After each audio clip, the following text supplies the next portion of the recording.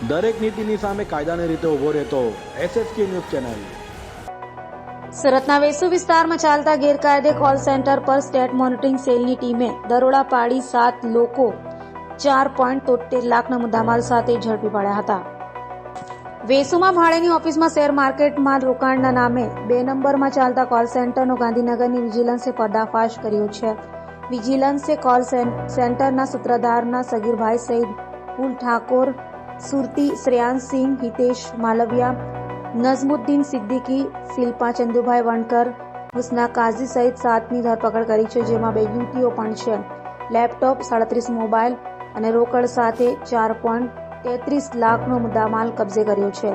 વિજિલન્સે આવેલ ઇલિયાસ શેખાણી અને દીપેશ બુટને વોન્ટેડ જાહેર કર્યા છે।